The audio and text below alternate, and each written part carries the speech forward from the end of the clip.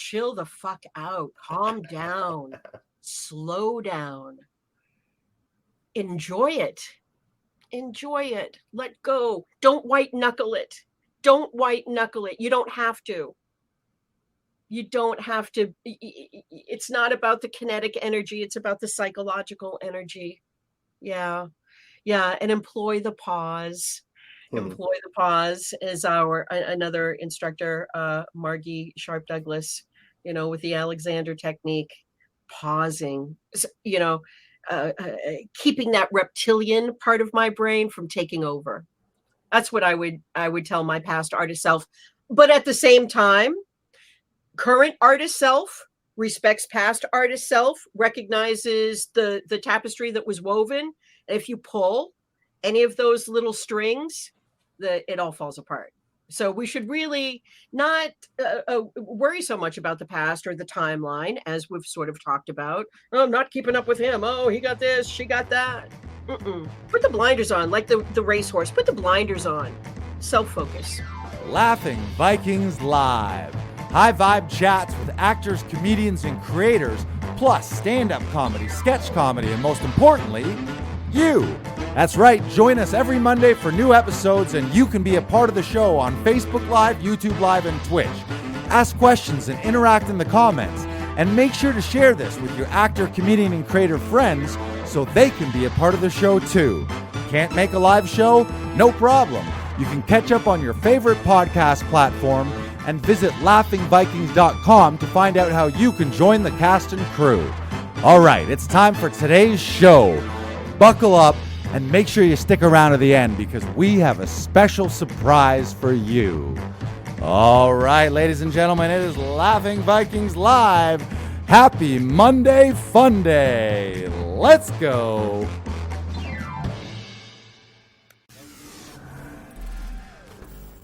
Well, hello, Internet people. How is everyone? Welcome to episode 106? 106? Yes, I believe so. 106.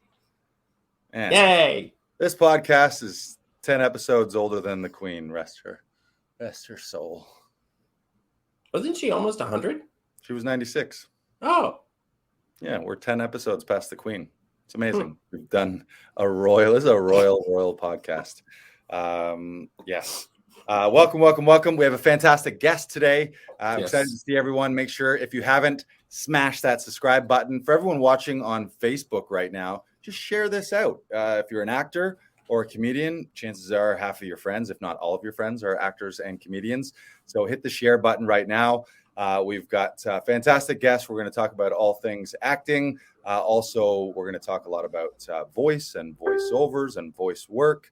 And we will get to our guest shortly. But first, BK, how you doing? I am doing well, Lars. I'm doing really well. I'm doing maybe. How about swell? Swell, yes. I'm doing quite swell. I think swell is like I'm no word etymologist. I'm no word expert, but I think it was well, and then people were like super well, and then that just got shortened to swell. Swell. I believe that's where swell comes from. I think I prefer super well. Super well. Yeah, I am super well. Super well. It's funny because before backstage, not to let cats out of bags, but you were lamenting, and I don't know who does this, but you were one of those rare people that does not like visits to the dentist. Is that what you were upset about? I'm just getting a little tired of going to a student dentist. Right. And it's just taking an obscenely longer amount of time than I would like it to. Usually it's not that bad, but this time it's just been, I'm just too busy to continuously go to a dentist that I'm not doing anything for most of the time that I'm there. Like, we're not cleaning my teeth. Let me explain to everyone. Brandon, like many people in different seasons of life, had decided, because of the ridiculous cost of dental care, had decided that he was going to get treated at the college of dentists or the school, the university or whatever. So they're dentists in training. So as a result, all the services are way less. but it takes like 4 times as long because there's a teacher and a student and they're walking them through things. They're being marked and scored. They're having to double check and triple check and do all these things.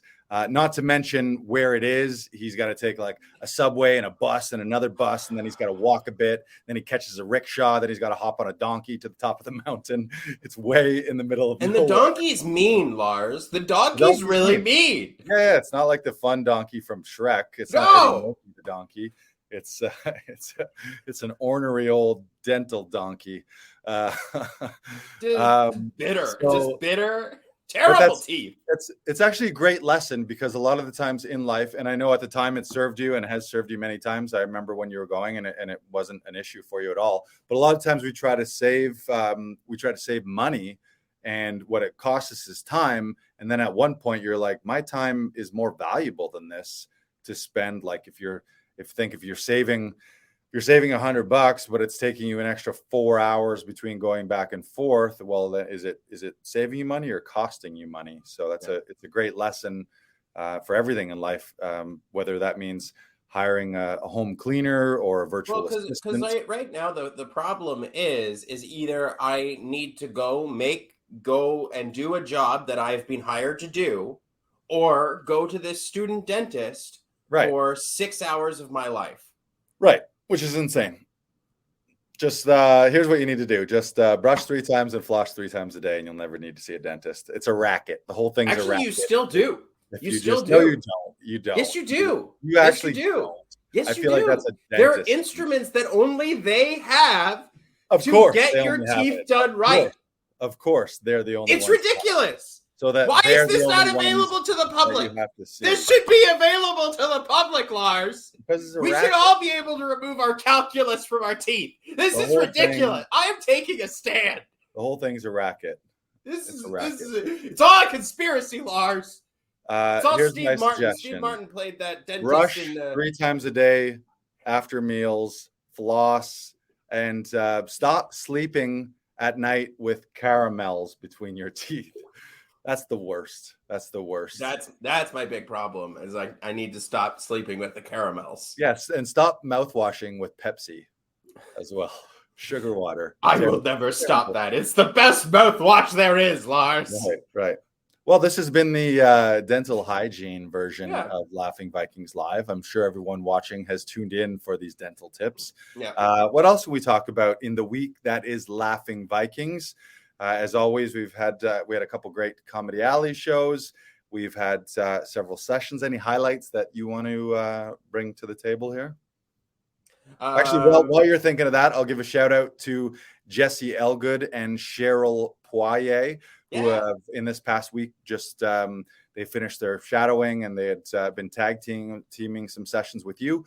But just this past week, they've run their own solo sessions with some of our regulars here in our Toronto studio. So congrats to them.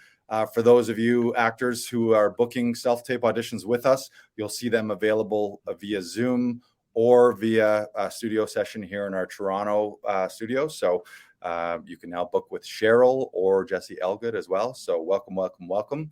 And that's what we're doing. Actually, this episode today is the first of probably 6 episodes that we're going to do to feature all of our new session directors that we brought on here, not only in Toronto, but in other places. So stay tuned for that today. Did you have something that you wanted to highlight? I just want to give a shout out to Adam Daniel Mazet. He comes in all the time and he's always working on scenes for classes or auditions, and he's always booking. And I believe he just had a direct booking today, correct? Yeah, he was in the studio today, and while he was here, he got an email from his agent, Marla Mann. That's fantastic. So congratulations to Adam Daniel Mazet. He always puts in the work. It's always very admirable, and I just want to say congrats to you, Adam. You always put in the work, and you are a shining example to other actors in this community. Yeah, he's growing a lot. He's always in a class. Even when he's in his classes, he's doing his class homework at home and working on his scenes when he's actually at the class. But then he'll often book the studio and book a session director to come in here and work on his scenes outside of class, so that when he does get to class, he's even further ahead. So he's one of those guys where since we've known him, he's invested hundreds of dollars into himself and into his career, and he's grown quite a bit as a result of it, and he's booked quite a bit. And even during COVID, he lost some things that he had booked that because of random COVID tests and things like that, they went away too. But yeah, congratulations. Anything else? Nope, that's it for me.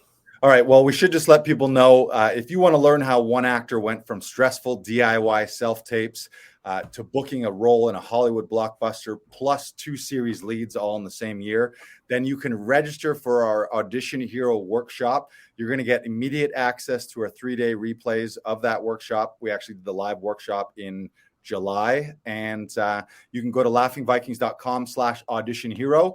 You're going to get access to all of those replays, and those are 3 workshops that'll transform your audition process and help you elevate yourself into the audition hero that you were born to be. Woo! All right. And with that, we have a guest. As I mentioned, this is going to be the beginning of a series where we're introducing some new actors that we're working with and collaborating with to run sessions here through Actors Audition Club at Laughing Vikings. And today's guests, we're going to roll a clip and then we're going to bring her into the studio. So my favorite thing to say, I got to do this. This is a big one here. All right. Are we ready for it? You ready for it? I'm ready, Lars. Roll the clip. People find this hard to believe, but I had my first multiple orgasm when I was six in ballet class. Suffice it to say, I'm very easily aroused. Your daughter and I have a lot in common that way. More soup? Listen, Roger, listen and listen carefully. Under no circumstances go under that tree. He's going to drop the brick on your head, sweetheart. No, don't go under the tree. That's what he wants you to do. No tree. Okay? Okay. Yabba-dabba-doo. To you too. He's going to walk right under that tree. He has no more sense than God gave a screwdriver.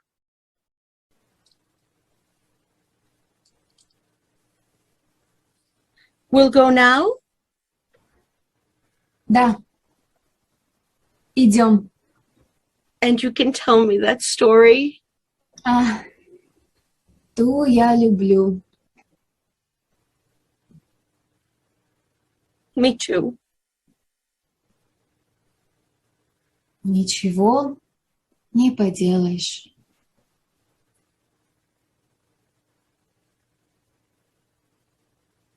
Nothing to be done.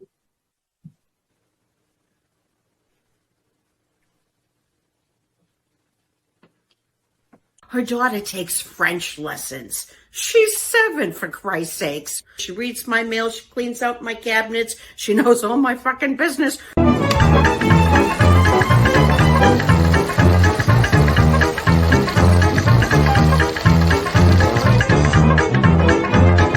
I made some cash and I got the guy. So sometimes the fish out of water turns out to smell like a rose. And sometimes the thorny part of the rose ends up smelling like a fish.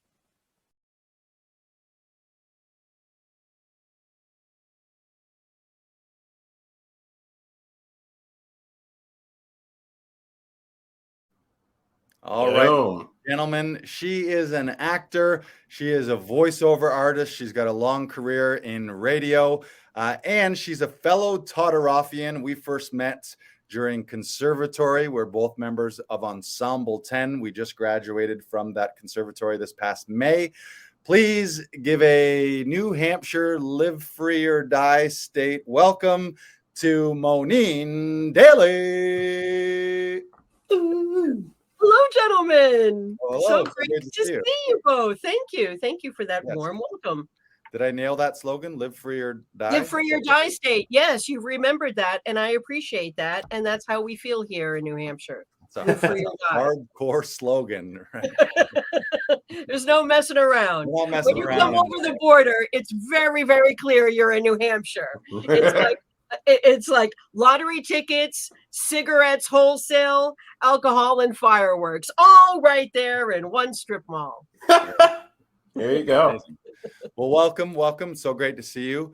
We got lots to talk about here. I want to welcome you formally. I think we've done this a few times via email, but welcome to Laughing Vikings and Actors Audition Club. You're going to be helping run audition sessions with actors, primarily at the beginning virtually via Zoom, which is the world that we live in today. So we're excited to have you as part of the team. Oh, thank you so much, Lars, and Brandon too. It's a complete pleasure. You know that I'm a huge fan, Lars. I mean, to me, you're like a modern day Canadian Bob Hope. You know, I mean, you're like at the Toronto Film Festival one day, you're doing stand-up comedy the next day, and then you're on the golf course.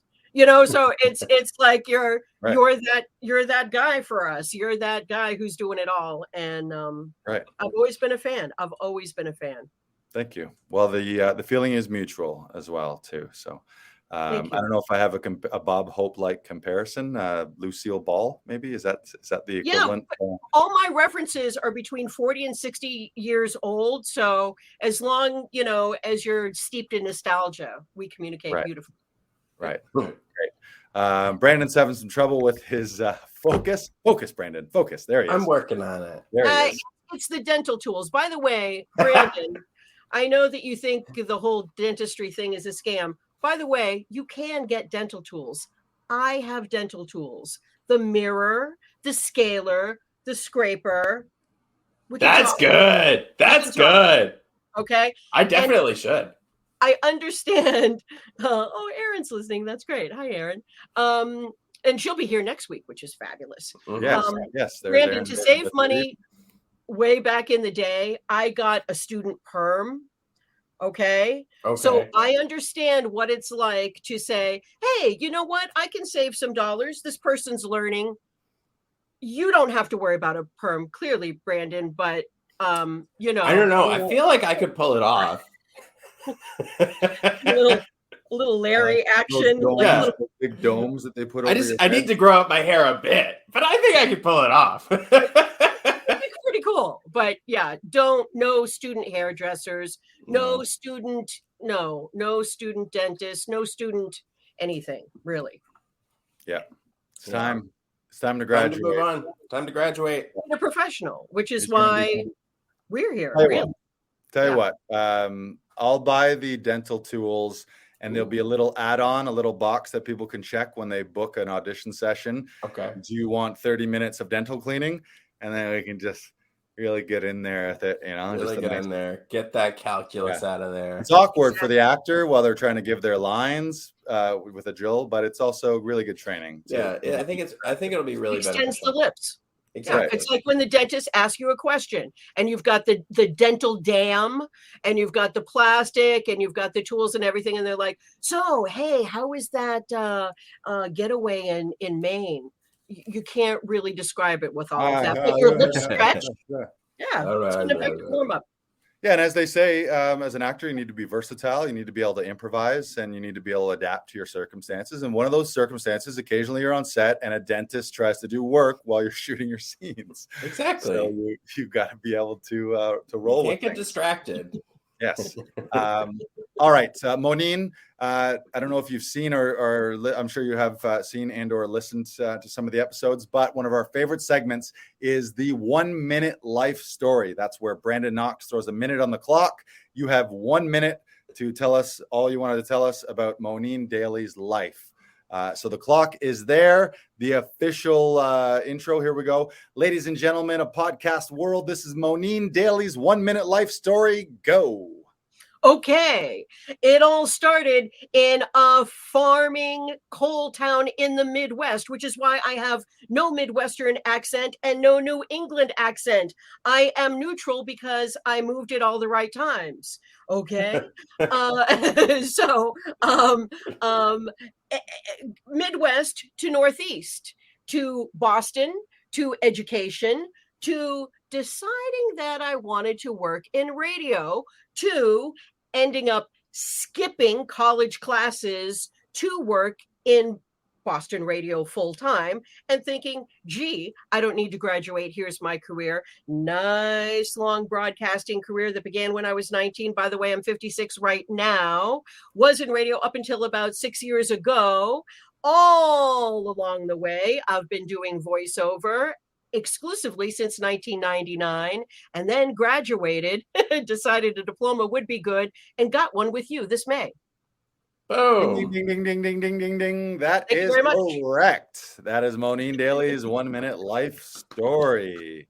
Boom. Yes. It wasn't so intriguing, but Midwest, where were you born? Where'd you come from? in Illinois, a little town called Carlinville. It's like, okay, here's another ancient reference. The only other celebrity actor that I know from Carlinville is George Carlin? no, older still. His last name is Keeler. It's not Garrison Keeler. It's another Keeler. And he was the grandfather on Dallas. And my grandmother, Helen, I swear to you, this is the truth. She used to pick coal with him in the streets so they would have extra heating. And, you know, he went on to great fame. The grandfather matriarch on Howard Keel. That's his name. Howard Keel. Yes. I'm on the wiki page right now, and I don't know if this is a relative, but there is a Louis P. Daley who was there from 1868 to 1930, and he was an Illinois state representative. Is that a uncle or a grandfather of yours? Gotta be related. There are political connections, and I'm not afraid to say, vote early and often. Mayor Daley is distant cousins, but Louis closer to the fam, and those are my people. Fun facts. Yeah, I have a beautiful, Lars Brandon, I've got a beautiful combination of white trash and blue blood.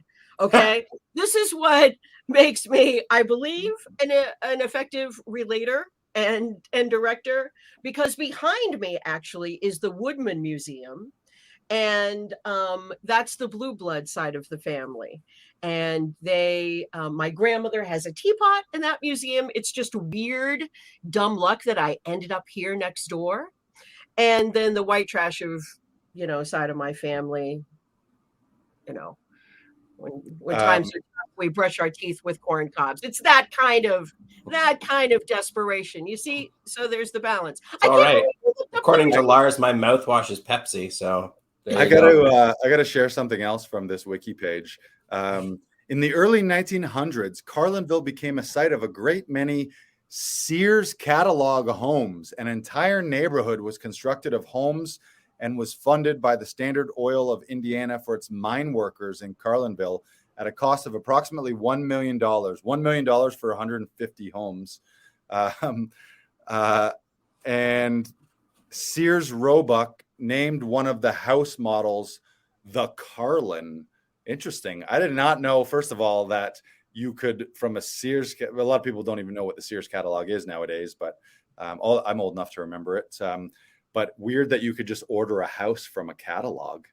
Anything, boots, a guitar, a house. You know, it was the modern, you know, the olden day Amazon, you know, Sears and Roebuck. No competition. And to give you an idea of Carlinville, it has a total area of 2.99 square miles, or 7.74 kilometers squared. That is a small place.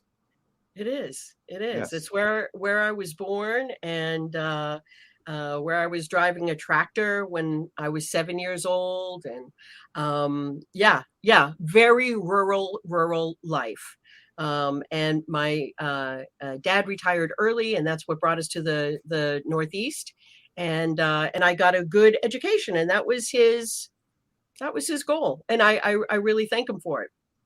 So from Carlinville to the East, question, what was your very first performance that you remember as a kid or in school? When's the first time you were in the spotlight or on a stage? It's a great question, and one that I often ask talent. Um, you know, the thing that comes to my mind really is the first time that I made my mom uncontrollably laugh. Um, and I was really, really young, and we were looking for a restaurant in Newburyport, Massachusetts, which is on the water. And we had become disoriented, and she was trying to remember where this particular seafood restaurant was. And I said, well, why don't we walk down that way? And she said, and she said, no, it's on the water. And I said something like, well, how silly of me to think that a seafood restaurant would be near a pier, because she wanted to go in the other direction. It's not that funny, except for it was specific to the situation, and I saw how she relaxed and laughed because she was like so tense about this. And again, I was pretty young, single digits, and it just made an impression. And like a lot of us performers coming from an environment, a household that maybe had some dysfunction or some irregularities, my job was absolutely to keep it up, keep it light. And those are my early interactions with knowing how important humor was, how important and how valuable it can be to take a moment and flip the script, and take something that's really shitty and turn it into something really funny.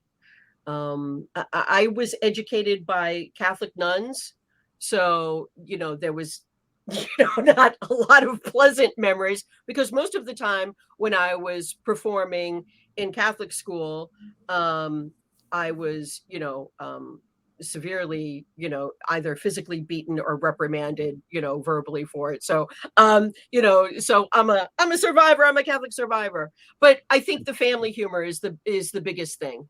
Yeah, it's funny you mention that, because that is such a common thing. Anytime you hear actors or comedians, especially comedians, they're like, when did this start? And like a large percentage will say it was a coping mechanism or a defense mechanism at home. My mom was sad and I used to like to cheer her up, or my dad was mad, and in order for him to not hit me, I would, this is not me, I'm not saying this, right. But a lot of people say that, where it was like, I knew he would come home from work, or he was out with the boys and he'd come home liquored up, and that was the beat down time. And if I cracked a few jokes, then I would be on his side. So it's, or from something from school too, where in order to fit in, you're cracking jokes, or in order to not be bullied, you're making jokes.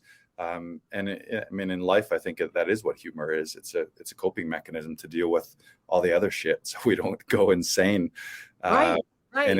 And it's such a like the worst scenario. It's like, I've been at funerals before where it's a terrible circumstance, and it's like a loved one whispers something in your ear and cracks you up in what normally would not be a scenario where you'd want to be laughing, but it brings some levity to the situation. Exactly. Yeah. And it's such a fine line, everything is absurd, everything is absurd, even death, and dying, my son created a really funny, I don't know that we want to go down, this kind of storytelling lane, but my mom, since she just came up, on her deathbed, we had like all but said goodbye, and it was really peaceful. And I gave her a manicure and a facial, and she was seeing my grandpa, and she was kind of off somewhere. And my son, who was wearing like a tie-dye Hampton Beach crazy sweatshirt, was just not quite paying attention to the scenario. And he clapped his hands really loud and said, "Grandma, I love that you moved the bed closer to the window." And she kind of came to, and we did the whole thing all over again. And he was just like exactly what we're talking about, was kind of uncomfortable with the silence and just started up talk. And we had like another visit, and we all laugh about it. We're all, it's a funny memory. it's a funny memory. So I think recycling emotions, taking things that have happened to us, being able to have our emotions easily accessed but managed is really the work of the actor and the director together, because sometimes it can be overwhelming, but it can be recycled, reused, and repurposed, all of our emotions.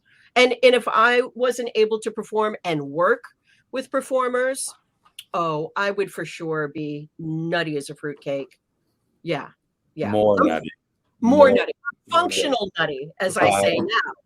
But, yeah, I love that. Thank you for sharing that about your mom too. So that was your first memories of performance was for her. What was your first professional gig? I don't know if that was acting or if that was radio, but tell us about that. Oh, thank you. Yeah. The first professional gig was radio. And like I said, I was 19. I decided on the summer from my freshman year, I'd work at maybe a local radio station. I called them every day, and the program director had no interest in me whatsoever. But he said, hey, why don't you call back tomorrow at 11? And, eager beaver, hey, I want to do a great job. I would call every day at 11. And I was so goddamn sorry. I know this is a family show, and I'm swearing. Forgive me. I hope we have a beeper. No, let her loose. Okay. Oh, yeah. I was so GD determined to get through that I called every day for like maybe 7 or 9 days. And then finally, it's like, Moneen, you're serious. Okay. Let me give you a tour of the station. Man, you're persistent, and I won him over. And they hired me on the spot as a news stringer. To report on local things. And then that same afternoon, I went into the studio. I saw the guy who was on the air in the afternoon, and he was playing songs, and he was talking fast, and he was giving stuff away, and he was recording callers, and he was making things happen all the time. And it was oldies music. It was music that was older than I was, but I loved it. And I just said, I want to do that. And I talked them into keeping the station on an extra 2 hours. It went off the air at midnight. That's how small it was. More wattage in my blow dryer than this radio station. However, it was my training ground, and I stayed on from midnight to 2 a.m. And I have a listener friend who remembers those days. He still stays in touch. Mike from Exeter, hello. And then by the end of that summer, I just worked at it. By the end of the summer, I was driving a 59 Ford Fairlane convertible and doing beach reports and earning a salary that was beyond what I ever, thought at that age.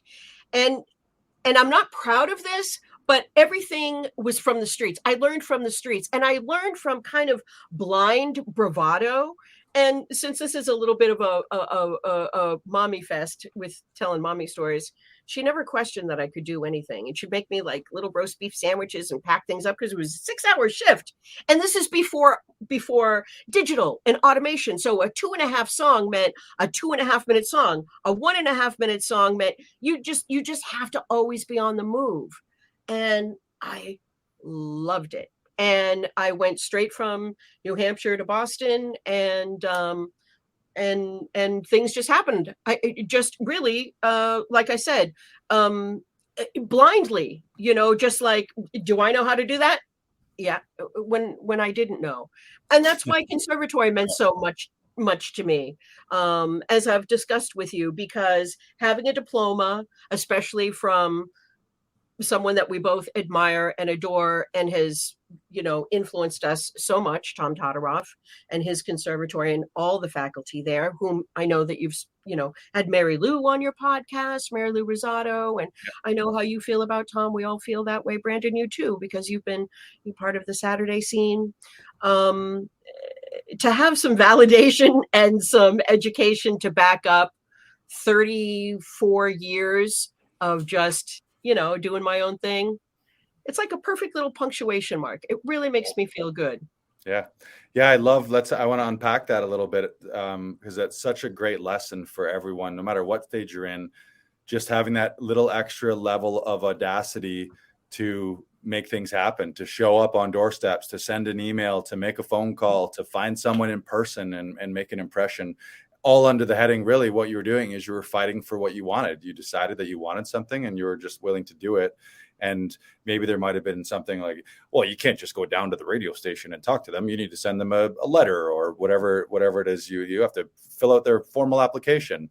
And I've known so many people in all avenues who they flat out audacious, almost to the point of like, is this a good idea or isn't it? But they always were able to toe that line where then it did work out.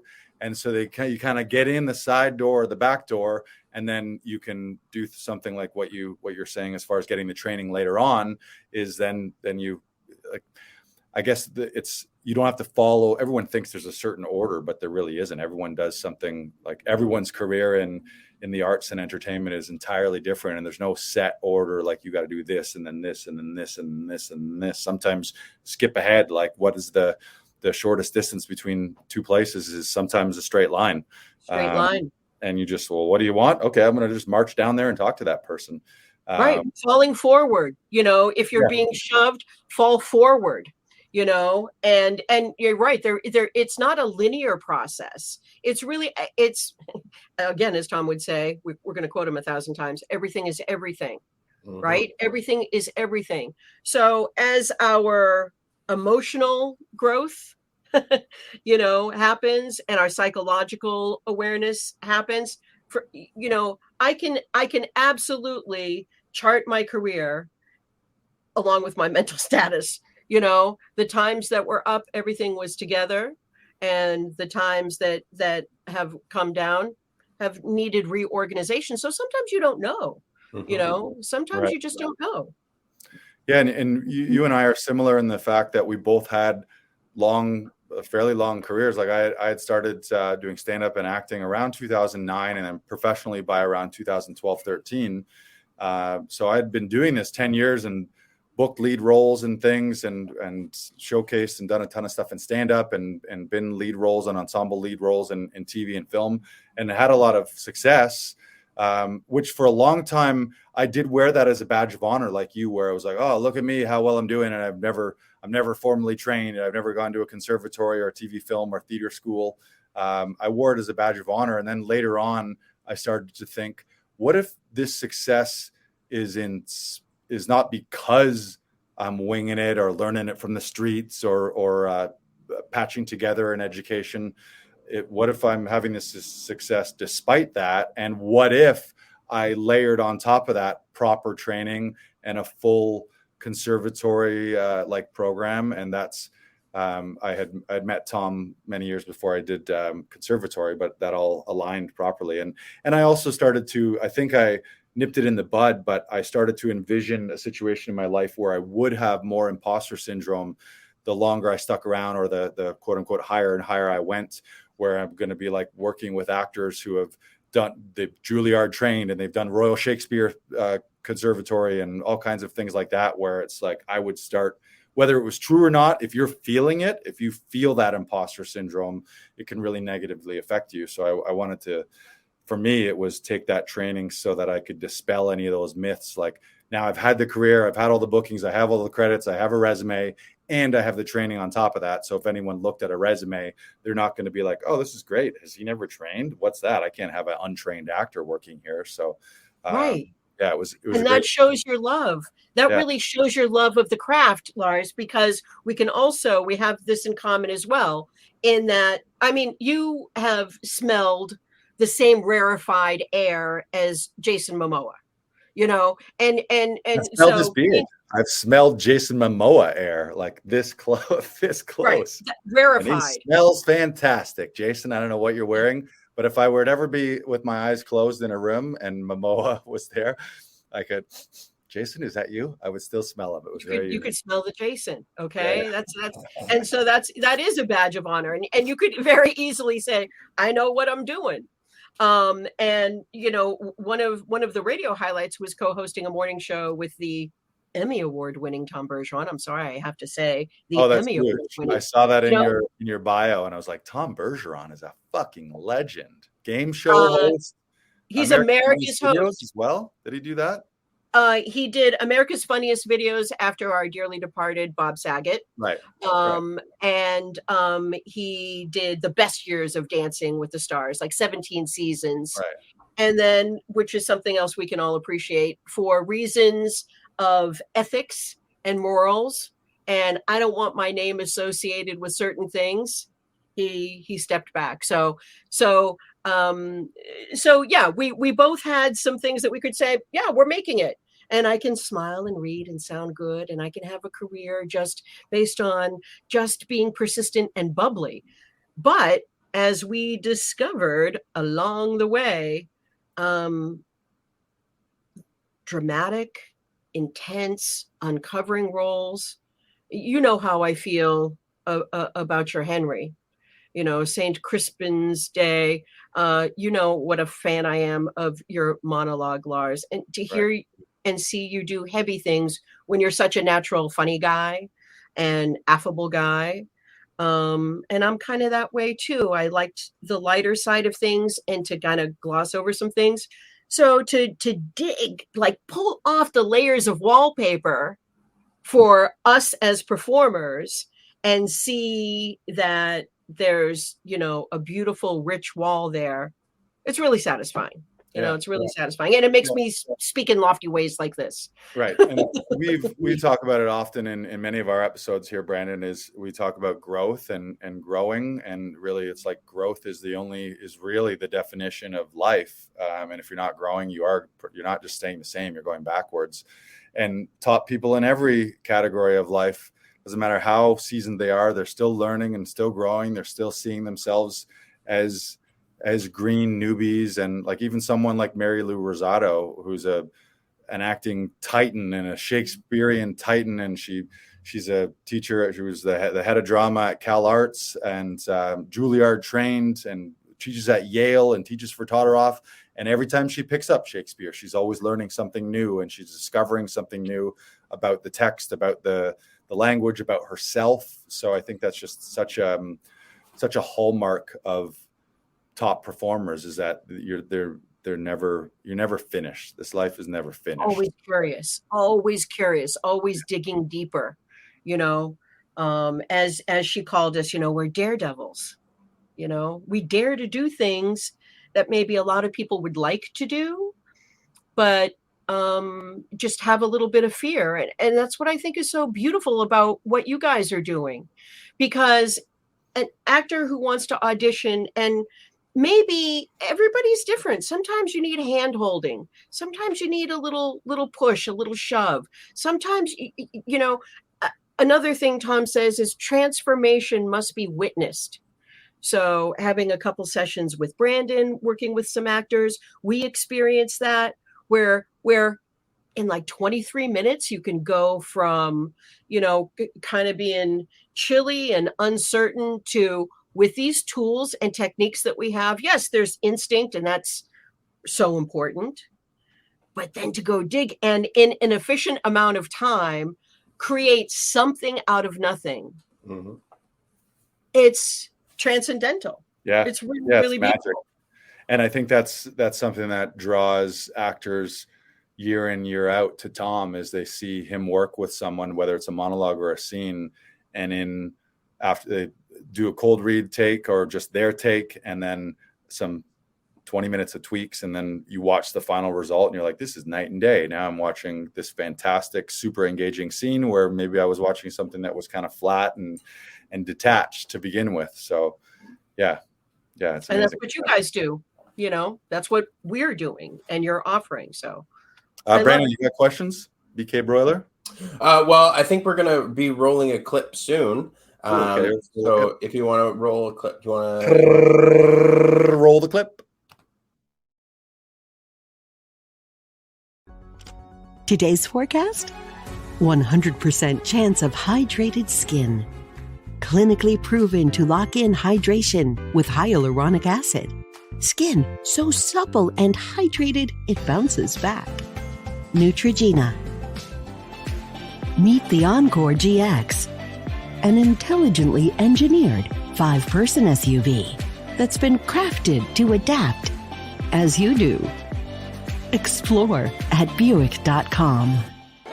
He told me if I do a good job, I get a little wafer. We only use 100% real Idaho-grown potatoes in our super crispy fries. We're not saying other potatoes aren't worthy. We're merely implying it. Find all 9 varieties in your grocer's freezer. Why choose PayPal Working Capital? Flexible payments. One affordable fixed fee. No credit check. Funding in minutes. This is Mo of MoVibe.com. I've been a PayPal business customer since 1999 and just paid off my 9th PayPal Working Capital loan. Thank you very much. You can get one too. Apply now at paypal.com/workingcapital.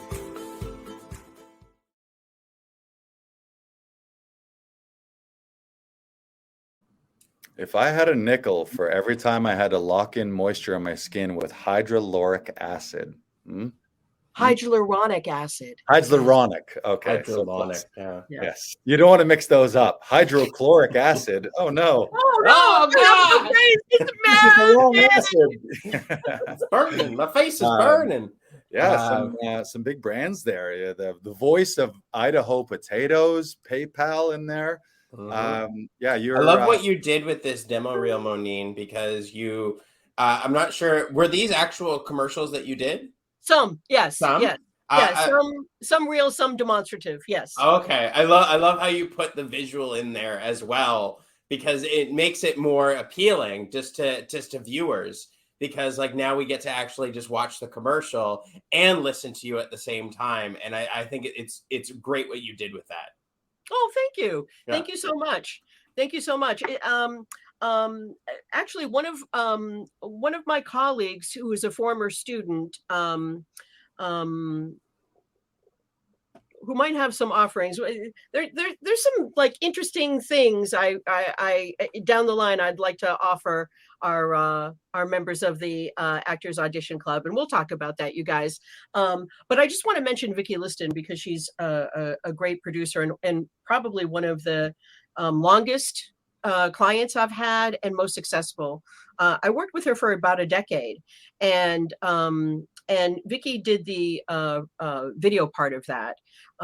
She's an amazing talent, and I produced a couple demos for her. She's got 5 agents, national work booked, sang at Carnegie Hall. There's really nothing she can't do, and also monetized a couple side gigs that she had. I had a little idea about putting a couple things together. Like you, Lars, like you, Brandon, like me, she's a doer, and created a revenue stream that is shocking, and really became an expert in her field. So in many ways, I really am more of a visionary for other talent. I love to perform. I really, really do. But I know my wheelhouse, and I'm comfortable with that. I think that comes with age. So it allows me really to invest and love in other talent, you know? Right. Yeah. And I think that, I mean, I would wager to guess a little bit of that from, and I can relate this to conservatory, is you were one of a handful of people in our conservatory, partly because of age maybe, but just who you were, the nature of you and your emotional intelligence is you were a maternal presence in our conservatory. Naturally, the age, like I'm way older than most people at conservatory. You think normally that's something that you do after high school or after university, then you take a professional conservatory, but we did that later in life. But you always had that maternal instinct and wanted to make sure that everyone else is taken care of before you, and making sure that everyone's okay. And anytime anyone was in any kind of distress or trouble, that you were always right there. And I'm sure you do that with your clients too. And that is what we do here at Actors Audition Club. And we talk about it a lot, that we're just as invested in other people's auditions as we are in our own. And that's hard to do in the beginning because everyone is scrapping it out, doing their best to just make their own mark and to book their own gigs. But at some point in your life, you realize that doing things for other people is more valuable and more rewarding. And we get that paternal or maternal feeling from our little babies when we find out, oh my God, you booked that thing that we helped you with. And we spent an hour here in the studio tweaking it and crafting it. And then now you booked it. And it's it's a 4-figure, 5-figure, 6-figure thing that's a life-changing role for that person and their family and their career. So yeah, it's amazing. And I just want to acknowledge you for having that type of, love is the word, to love other people enough to put them first and to want to help them. You alluded to it, Moneen, but why don't you tell us real briefly, and we can expand on this later and potentially do an offering to people. But you help actors with their voice demo reels and voiceover work. So do you want to explain a little bit what you do at MoVibe? Sure, absolutely. So I work with a lot of clients one-on-one, emerging talent who are finding their feet and need some coaching and need a demo produced for them. That's perfect for them. And unique to them. There are a lot of cookie cutter production houses out there. I've been subject to it myself in the past, and really, I worked with a very large production house in New York, and I withdrew from that situation because it started to turn into McDonald's, and I really want to focus on the talent. So I'm really proud of the demos that I've produced for other people, because it sounds like them, it feels like them, and there is some heart to it, I believe. All the way to seasoned people. It doesn't matter if you've been at this for 3 months or 30 years. And I have produced demos for veteran broadcasters who have been in the business for 30 years. And there's always something new to explore. And also, we can't forget how important the fun factor is. I mean, I know that you guys never forget the fun factor, but sometimes in this isolated world, if talent are working on their own, they just need to be reminded that you can be a risk taker, that it doesn't cost you anything to challenge yourself, to go beyond. Another great quote is, "There's no such thing as going over the top as long as you bring specificity with you."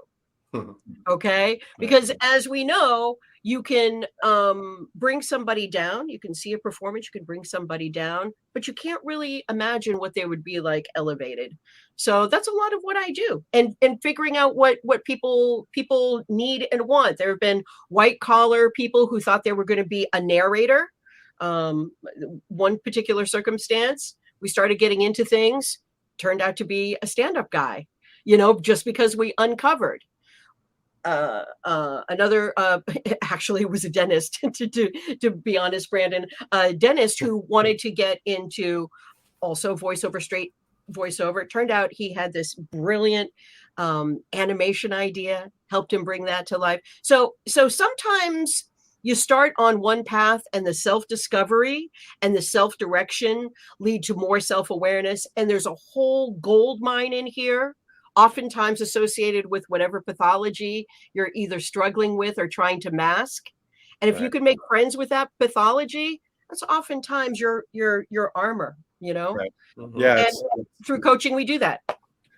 It's like, a lot of life and/or acting is peeling back layers. It's not adding things. It's stripping things away and removing masks, removing blocks, and just getting back to the core and root of who you are as a human being, often, rather than having to add and build and create this persona or anything like that. It's just like, who are you at your core, and be more of that, often is the key to people.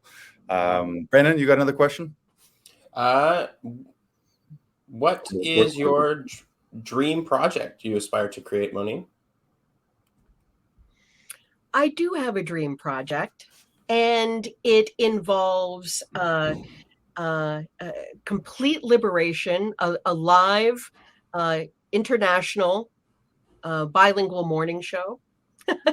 With various and assorted elements of pop culture and sociopolitical commentary that is not sponsored in any way. So it is very raw and very truthful. And there are absolutely people that I want to work with on this. Fortunately, be careful to complain about the problems you have. Fortunately, I've been working enough where I'm busy enough doing my own thing, but it's brewing, it's growing. You guys will know about it. and it absolutely involves our Ensemble 10 with our universal back padding, our E10 sign. Yeah. I love it. What about Tommy Bergeron? Is he going to get involved? Who? Tommy Bergeron. Oh, I don't, I would love to have him come round. I'd love to have him come round. I'm sure he's got plenty to say. And when you don't have to deal with corporate sponsors, I've never been in that position. I've never been in a position where I haven't signed, until recently, of course, where I've signed something where you can't do this on social media, you can't do this, and your name represents this, and blah, blah, blah, blah. I've got nobody telling me nothing. My children are grown. My parents are dead. My mouth is going to go. So, you know what I'm saying? Yeah. So you guys will be part of that. You guys will absolutely be part of that. Love that. So recently, again, I mentioned it earlier, but we're working together. We're collaborating where you're going to be one of our new audition session directors, or I love acronyms, ASDs. Helping actors with their auditions. We have some people in our Toronto studio here, but we also have people who are working remotely in the new Zoom world. Can you share? I have two questions for you relating to that. One is what excites you about that opportunity to be working with other actors and helping them virtually or remotely via Zoom on their auditions? And then the second part to that question is, what do you think, if you were just speaking directly to actors listening to this who are going to be booking with us at Actors Audition Club, what can they expect in a session with you, and how do they what can they anticipate working with you? That's beautiful, beautiful questions. Thank you for asking. So the first part of that was Really excited about her. I'm excited about everything. Excited about everything. And I think most importantly with auditions, of course we want to win the gig, right? We want to win the gig, but sometimes it's about winning the room. Okay. There are many, many opportunities where, you know what, you were not really what we're looking for this, but I love the strong choices that you made. You were 100% committed. We're going to keep your name. We're going to give you a call back, and then you develop a relationship. And whether or not you get a call back, or whether or not you get a favorite list, or whether or not you get a personal connection, or even the gig, it's still an opportunity to perform. And it's still an opportunity to work. And whether there's a check, of course, we love it when the check is attached, but even if there's not a check attached, both the actor and the director gain something from that. And in order to be a good actor, you really have to be a good director to be that specific. And if we're in a session together, first and foremost, it's the safest place you'll ever be. It's the most non-judgmental place you'll ever be. And I can shine myself up, and I can speak about myself in a really professional way, and I can, enjoy some glorified moments. But I've also had some very, very difficult times, shockingly difficult times that might really surprise people. And so from my heart, I'm saying, if you have a need to perform, not a want, if you have a need to perform and you work at it and you seek the help that you need, because it's hard. We all want to do things on our own. It's hard to ask for help. But when you are in the care of trusting professionals, the impossible becomes possible. Lars is a testament to that. You're a testament to that, Brandon. Folks that are listening right now are a testament to that. I know I am. So you're going to get a session where you're going to be comfortable, you're going to be free, and you're going to be encouraged to take some risks and have some fun and do things that maybe employ a technique or two that you haven't used. And if it works and you want to carry that with you, great. And if it's not for you, we're going to find a way. I speak many languages, okay? Many performance languages. Okay. And something will happen. The molecules will move. And I'll be right there with you. And I love that. Yeah. You just reminded me of something as far as like winning the room and just audition mindset. I saw a clip from Michael Keaton, and I'm just going to share my screen. Let me know if you guys can see this here. Okay. Share I love screen. him. Yeah, it's something like I'd heard iterations of this, but it just really resonated with me last night when I saw it. So here is my screen, and can you see Michael Keaton? This is big. Hang on, let me start over again. Here we go. I thought, I'm going about this wrong. I'm going about it like See that? that's the job. You're right. Get the job. And so I thought, There we go. no, I'm going to work. I already got the job. The fact that I got a call to show up in the valley or way down here, and I'm going to get 3 minutes in a room or 20 minutes in a room, whatever they're going to give me in a room, that's the gig. Got the job. I'm going to work today. So I just went, I'm going to work. And I showed up ready to go to work. And then I started to like auditioning. I started, okay. And it was getting it or not became, I mean, there were times where you're really, really disappointed because you really wanted and thought you got it. I'm not going to lie. But mostly it was like, it's not even the point. The point is go to work. And then tomorrow I'll get another one. I'll go to work tomorrow. When I finally figured out about auditioning, and this was big, Yeah, it's so great. I mean, what it is switching from outcome and expectation orientation to process orientation, where it's like, I'm going to love the game and love the fact that I get to express myself and perform and create a story and tell a story. And then I'm going to detach myself from whether or not these people think that I'm the guy or not. And if it works, great. If it doesn't, but this is me and this is what I'm doing, and I'll do it again tomorrow. Yeah, I love it. That's a beautiful quote from a beautiful guy. One of my favorite Michael Keaton interviews is, excuse me,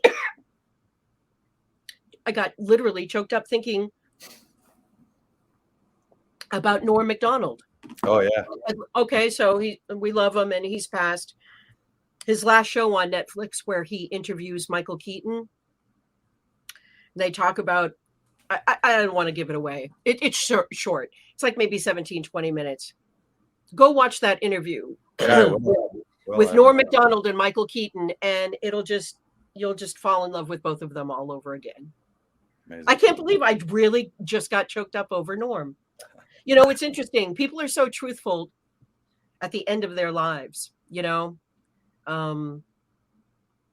Wow, I really brought down the room. That was very depressing. No. We love Norm. It's very interesting for people just to let loose and be authentic and truthful. It's so liberating. Any final questions, Brandon? Moneen, what advice would you give to your past artist self?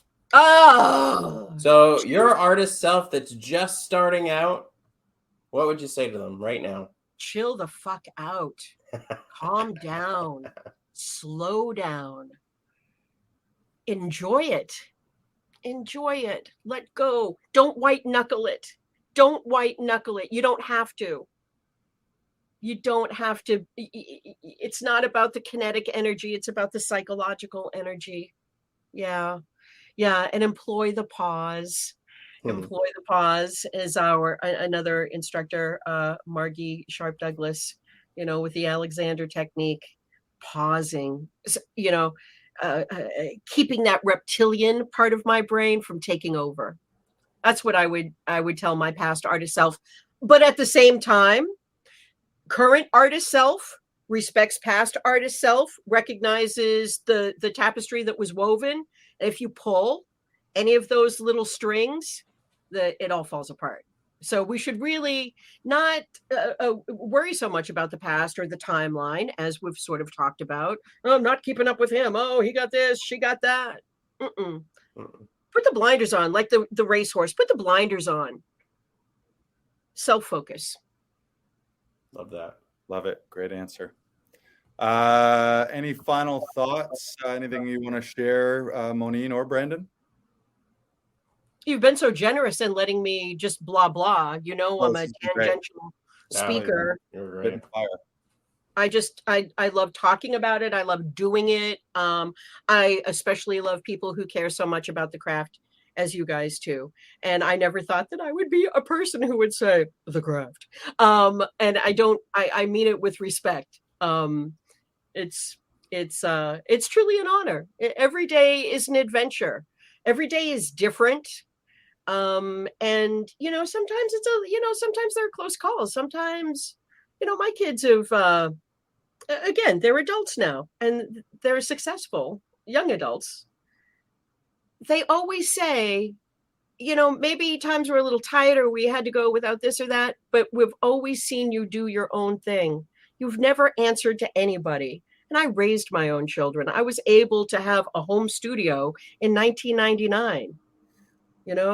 So there's power in running your own life. You got to run your own life. Don't let it run you, as Loretta Lynn would say. I don't know why a Loretta Lynn quote came up, but you got to run your own life, little girl. Yeah. Brandon, anything you want to add? No, that's it for me. So I'll say this to all the actors watching. If you need help with an audition, you can go to laughingvikings.com to do that. You can book a Zoom session or a studio session. And you can also access things directly through our Instagram profiles or Facebook profiles, the link in bio, at Actors Audition Club or at Laughing Vikings. And we're pleased and happy to say that Moneen is one of the session directors that you can connect with. Also, be sure to reach out to MoVibes. Is it MoVibes.com with an S? It's actually getmovibe.com. Getmovibe.com. We'll link it up. It will be linked in this video. In the description, in the episode description, and also Actors Audition Club members, stay tuned because I'm sure we can work something out where we collaborate and connect you with some of Moneen's voiceover and voice demo services. That would be great. For sure. Got a little something special. Awesome. Thank you guys so much, everyone, for watching, for listening. This episode will be up on all the podcast platforms shortly. We'll let you know about it, Moneen. We'll link you up to that. Also, the other thing that people can do is if you are looking for help and you want to become a member, our enrollment is closed right now, but you can join the priority notification waitlist and you can be one of the first notified when we do open the doors again to Actors Audition Club. Go to laughingvikings.com/join. And you can throw your name on the list. And when we do open those doors, you'll be the first to know before the general public. And you can hop on board with Actors Audition Club. And what do? We help actors shoot professional auditions without tech troubles, without stress, without having to bug family and friends, so that ultimately you as the actor can focus on your craft and on your performance and book more roles in TV, film, voice, and theater. Boom. Right on. Woo! All right. This has been great, Moneen. Thank you so much. We love your energy. We love the Mo vibes. Happy to have you as a part of the team here. Thank you for everything that you contributed throughout the entire year. You're a really special person to all of us in conservatory. And we know you do a lot of great things for your clients. And just thank you for championing artists and actors and just for being such a special person. We love you. Thank you. Thank you so much, Lars. That means so much. I the same to you. You know that. And Brandon, this has been great. Really special time. Yeah. Thank you for joining us, Moneen. Thank you for joining us wherever you are right now. Yes. Have a fantastic week ahead of you. And goodbye. And if you need a dental cleaning, then just let Brandon know next time you book a session. And I know some students. He'll scrape that calculus off the teeth as I got the tools. Yeah. And I will have the tools. Thank you. And all right, have a see you great next week. week, everyone. Thank you so much, Moneen. Bye-bye.